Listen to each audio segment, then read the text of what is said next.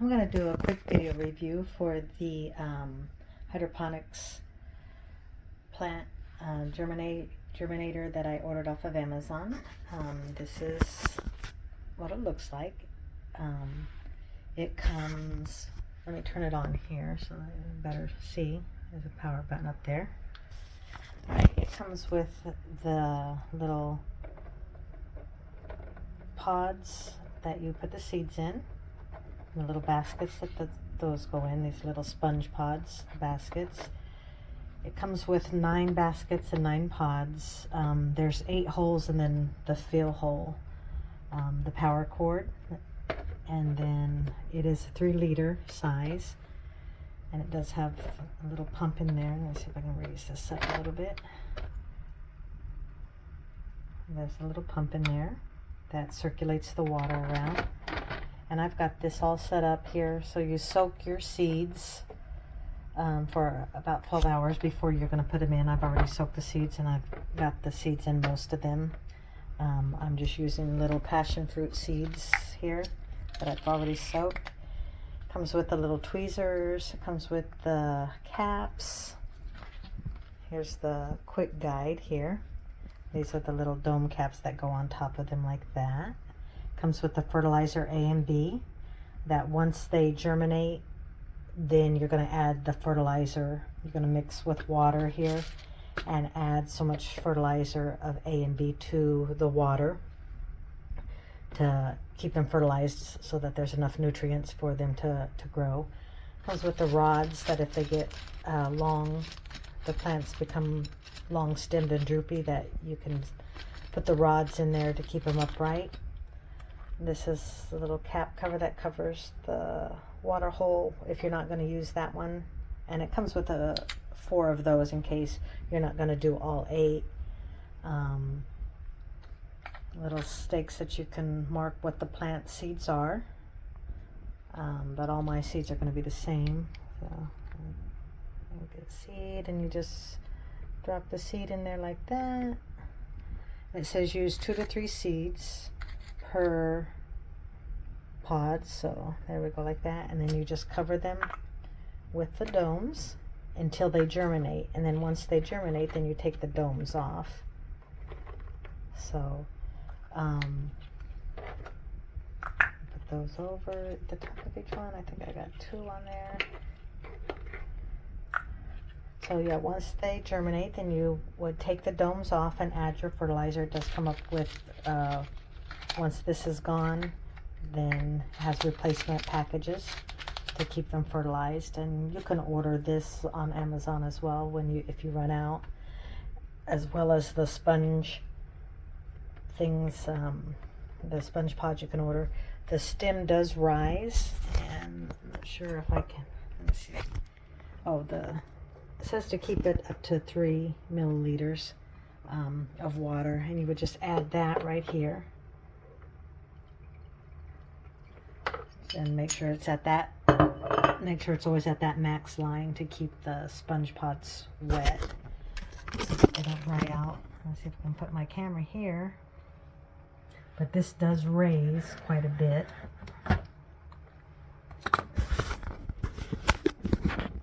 So as you can see how it raises there. And then on the top, go down, it has different settings, so these are going to be flowering fruits. So pushing this button here because it gives off a different light. And there's your water circulation button. And then if you're growing vegetables, you would push that button there, and it gives a different light. Let's see if you can see the difference in the light. This one gives the blue light as well. The vegetables give the blue light, where the fruit just gives the white and red light. So depending on what you're growing. Yeah, so it comes with everything you need. The instructions are clear on what to use. It's very simple to set up. Just make sure you keep the water level at 3 liters, and once it germinates, take off the caps and add your fertilizer. So that's my review for this, and I'm very happy with the product, and seems to be working very nicely. So thank you for watching, and have a blessed day. There's nothing like seeing seeds germinating. It's just watching life actively doing its thing. It's just amazing. Regarding this unit, setup was very easy. After you get it out of the box and inspect everything, you realize it's a built-in pump system, and all the features of it are protected pieces of equipment that you're not going to have any direct access to, so that's good news.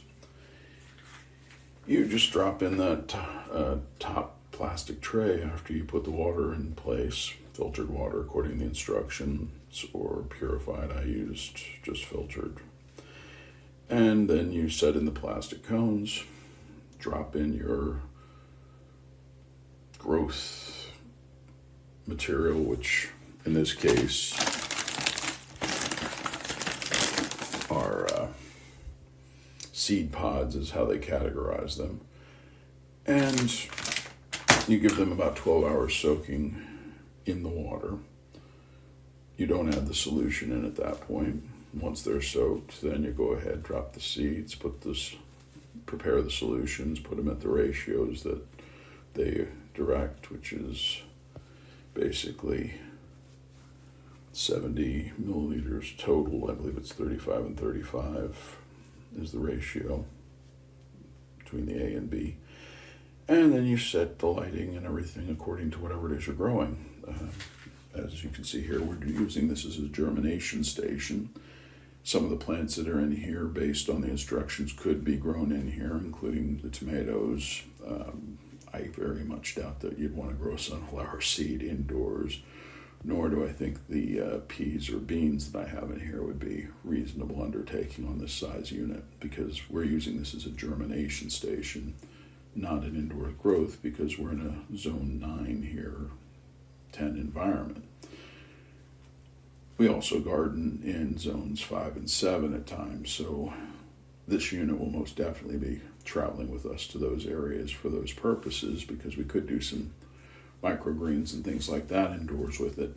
But for now, the real benefit for us is that we can use this to jumpstart some seeds, take advantage of the extended growth cycles we have here in this zone, and really maximize the yield of our plants. But the other real reason we're doing these is we've done outdoor germination, and I've recorded that germination to see the times and what the survival rates are, and it's a mixed bag.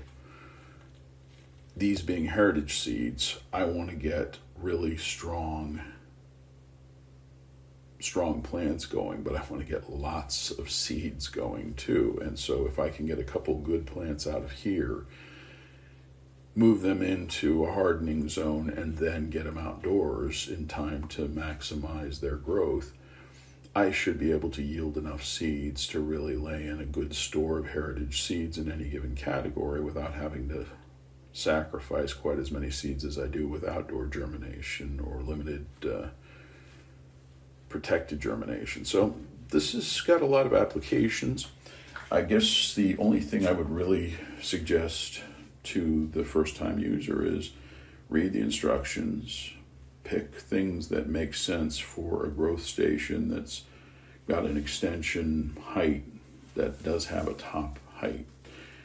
I would probably be more inclined to use this for microgreens, maybe some cherry tomatoes on a sort of dwarf plant type situation, but recognize that there will also be a need to check your tray, because these plants will form significant root systems within this solution over time, because roots want to grow, and that's just basic reality, and they can end up fouling pumps on systems. So that's the one thing that you watch on all systems, and that's not unique to this one. So great value, good product. I'm definitely giving this one 5 stars. Here's some lettuce I've had growing for about a month and just keep harvesting off of.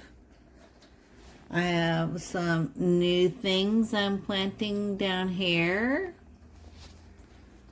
And I've got some more new things I've planted down here. I have some green beans planted there, and some other green beans that I have taken out because the plants got too big, as well as cucumbers, which I've transplanted down here, and some jalapeno peppers also that I've moved, and some tomatoes.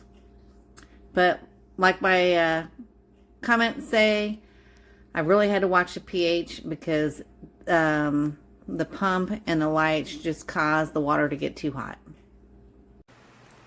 This was so easy to put together.